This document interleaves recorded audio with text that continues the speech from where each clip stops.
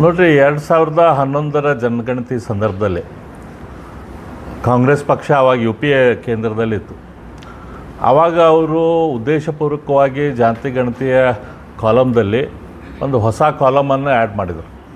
ನಮ್ಮ ಜಾತಿ ಗಣತಿ ಕಾಲಮ್ದಲ್ಲಿ ಸುಮಾರು 7 ಧರ್ಮಗಳ ಅದಾವೆ ಜನಗಣತಿಯ ಸೆನ್ಸಸ್ದಲ್ಲಿ. ಹಿಂದೂ, ಕ್ರಿಶ್ಚಿಯನ್ನು, ಮುಸ್ಲಿಮು, ಬೌದ್ಧ, ಸಿಖ್, ಪಾರ್ಸಿ, ಈ ರೀತಿ 7 ಕಾಲಮ್ ಅದಾವೆ. ಅದರ ಜೊತೆ ನಾವು ಯಾವುದೂ ಧರ್ಮ ಇಲ್ಲ ಅಂತ ಹೇಳುವಂಥದ್ದು ನಾಸ್ತಿಕರಿರುವಂಥವ್ರಿಗೆ ಒಂದು ಕಾಲಮ್ ಇತ್ತು. ಇವರು ಇತರೆ ಅಂಥೇಳಿ ಕಾಂಗ್ರೆಸ್ ಪಕ್ಷದವರು ಅದನ್ನೊಂದು ಇಂಟ್ರೊಡ್ಯೂಸ್ ಮಾಡಿದರು.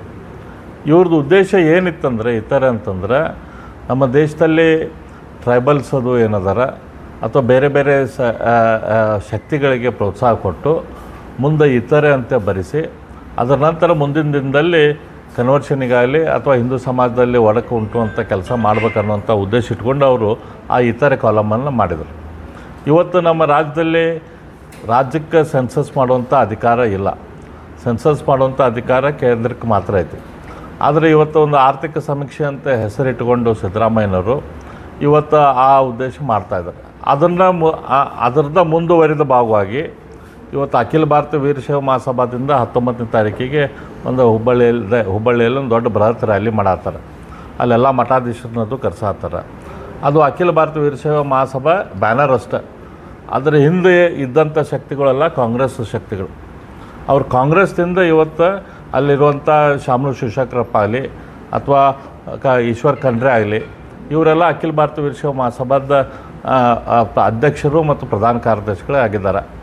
ಅದರ ಜೊತೆ ಈ MB ಪಾಟೀಲ್ರ ಕೈ ಜೋಡಿಸಿದ್ದಾರೆ. ಇದು ಅಖಿಲ ಭಾರತ ವೀರಶೈವ ಮಹಾಸಭೆಯ ಬೆಂಗಳೂರಲ್ಲಿ ಮೀಟಿಂಗ್ ಆದಾಗ ಅವತ್ತು ಶಂಕರ್ ಬಿದರಿ ನಮ್ಮ ರಾಜ್ಯದ ಅಧ್ಯಕ್ಷರು ಹೇಳಿದರು, ನಮ್ಮ ಸಂವಿಧಾನದ ಪ್ರಕಾರ 7 ಧರ್ಮಗಳೇನದಾವೋ ಅದರಲ್ಲಿ ನಾವು ಹಿಂದೂ ಧರ್ಮದ ಕೆಳಗೆ ನಾವು ಹಿಂದೂ ಅಂತ ಬರೆಸಿ ಅದರ ಕೆಳಗೆ ಜಾತಿ ಕಾಲಮ್ದಲ್ಲಿ ಲಿಂಗಾಯತ ವೀರಶೈವ ಅಥವಾ ವೀರಶೈವ ಲಿಂಗಾಯತ ಅಥವಾ ಲಿಂಗಾಯತ ಅಥವಾ ವೀರಶೈವ ಈ ರೀತಿ ನಿಮ್ಗೆ ಯಾವ ಸರಿ ಅನ್ನಿಸುತ್ತೆ ಅದನ್ನು ನಾವು ಬರ್ಕೊಂಡು ಅದ್ರ ಕೆಳಗೆ ಉಪಜಾತಿ ಕಾಲಮ್ದಲ್ಲಿ ನೀವು ಯಾವುದು ಉಪಜಾತಿ ಅದೇರಿ ನಿಮಗೆ ಬೇಕಂದ್ರೆ ಅದನ್ನು ನೀವು ಬರೆಸ್ಕೊಳ್ಳುವಂಥದ್ದು ಸೂಕ್ತ ಅನ್ನುವಂಥ ವಿಚಾರವನ್ನು ಶಂಕರ್ ಬಿದ್ರಿ ಅವರು ಕೂಡ ರಾಜ್ಯದ ಅಧ್ಯಕ್ಷರು ಕೂಡ ಇಟ್ಟಿದ್ದರು. ಅದೇ ರೀತಿ ಉಳಿದವ್ರದ್ದು ಕೂಡ ನಾವೆಲ್ಲ ಚರ್ಚೆಯಲ್ಲಿ ಭಾಗವಹಿಸಿದ್ದು, ನಾವು ಎಲ್ಲ ನಮ್ಮ ಒಪಿನಿಯನ್ ಅದೇ ರೀತಿ ಕೊಟ್ಟಿದ್ವಿ.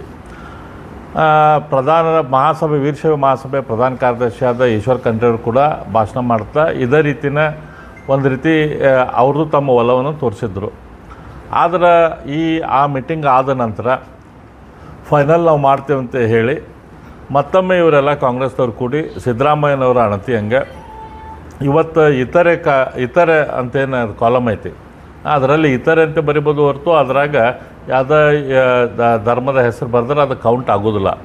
ಅಲ್ಲಿ ಐತಲ್ಲ ಹಿಂದೂ ವೀರಶೈವ ಲಿಂಗಾಯತ ಅಂತ ಬರೆಸ್ಬೇಕಂತೇಳಿ ಮಾಡಿ ಅದ್ರ ಕೆಳಗೂ ಕೂಡ ವೀರಶೈವ ಲಿಂಗಾಯತ ಅಂತ ಜಾತಿ ಹೆಸರಲ್ಲೂ ಬರೆದು ಒಟ್ಟು ಹಿಂದೂ ಧರ್ಮವನ್ನು ಡಿವಿಷನ್ ಮಾಡುವಂಥ ಪ್ರಯತ್ನ ಇವರು ಕಾಂಗ್ರೆಸ್ದವರು ಇವತ್ತು ಮಾಡ್ತಾಯಿದ್ದಾರೆ.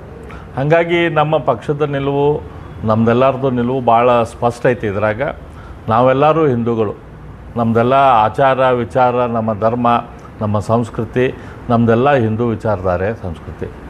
ಬಸವಣ್ಣ ಬಂದು ನಮ್ಮ ಧರ್ಮದಲ್ಲಿರುವಂಥ ನ್ಯೂನತೆಗಳೇನದಾವಲ್ಲ ಅವನ್ನ ಚೇಂಜ್ ಮಾಡೋಕ್ಕೆ, ಅದರಲ್ಲಿ ಕಂದಾಚಾರ ಇರ್ಬೋದು ಅಥವಾ ಅಸ್ಪೃಶ್ಯತೆ ಇರ್ಬೋದು, ಜಾತಿ ವ್ಯವಸ್ಥೆ ಇರ್ಬೋದು, ಇದನ್ನು ಚೇಂಜ್ ಮಾಡುವಂತಾಗ ಬಸವಾದಿ ಶರಣರೆಲ್ಲರೂ ಮಾಡಿದರು. ಅವ್ರು ಐತಲ್ಲ ನಾವು ಸನಾತನ ಧರ್ಮದ ಭಾಗ ಅಲ್ಲ ಅಂತ ಅವ್ರು ಯಾವಾಗೂ ಹೇಳಿಲ್ಲ. ಆ ರೀತಿಯ ಲೆಫ್ಟಿಸ್ಟ್ ವಿಚಾರಧಾರೆಗೆ ಸ್ವಲ್ಪ ಜನ ಅವರು ಈ ರೀತಿಯ ವಿಚಾರವನ್ನು ಮುಂದಿಟ್ಕೊಂಡು ಸಮಾಜಕ್ಕೆ ಕನ್ಫ್ಯೂಷನ್ ಕ್ರಿಯೇಟ್ ಮಾಡುವಂಥ ಕೆಲಸ ಮಾಡ್ತಿದ್ದಾರೆ. ಆದರೆ ಲಿಂಗಾಯತ ವೀರಶೈವ ಸಮಾಜ ಭಾಳ ಜಾಗೃತ ಸಮಾಜ.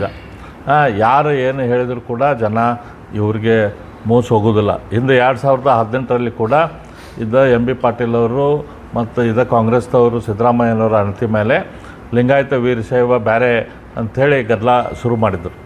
ಅದರದ್ದು ಹೊರತಾಯಿ ಕಾಂಗ್ರೆಸ್ದವರು ಆ ಸಂದರ್ಭದಲ್ಲಿ ತಿಂದರು.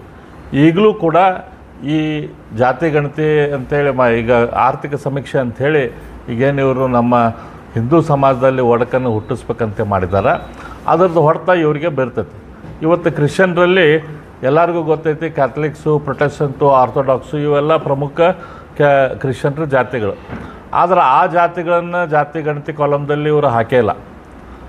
ಅದನ್ನು ಬಿಟ್ಟೈತಲ್ಲ ಇಲ್ಲ ಇವತ್ತು ಕುರುಬ ಕ್ರಿಶ್ಚನ್ನು ಅಥವಾ ದೇವಾಂಗ ಕ್ರಿಶ್ಚನ್ನು, ನೇಕಾರ ಕ್ರಿಶ್ಚನ್ನು, ಬುಡಜಂಗಮ ಕ್ರಿಶ್ಚನ್ನು, ಈ ಟೈಪ್ ಬೇರೆ ಬೇರೆ ಕ್ರಿಶ್ಚನ್ ಸಮಾಜಗಳನ್ನು ಅಲ್ಲೇ ಹುಟ್ಟಿಸುವಂಥ ಕೆಲಸ ಇವರು ಕಾಂಗ್ರೆಸ್ದವ್ರು ಮಾಡಿದ್ದಾರೆ. ಜನ ನೋಡ್ತಿದ್ರು. ಜನರು ಯಾರು ನಮ್ಮ ಹಿಂದೂ ಸಮಾಜ ಹೆಂಗೈತಿ, ಅವ್ರು ಹೊರಗೆ ಬಂದು ರಸ್ತೆದಾಗ ಬಂದು ಬೇರೆಯವ್ರಂಗೆ ಕಲ್ಲು ಹೊಡಿಯೋದು ಅಥವಾ ಬಿಲ್ಡಿಂಗ್ ಸುಡೋದು ಅಥವಾ ಯಾರಿಗಾರ ಚಾಕು ಹಾಕಿದೆ ಸುಟ್ಟೆ ಬಡೋದು ಅಂಥವೆಲ್ಲ ಮಾಡೋದಿಲ್ಲ.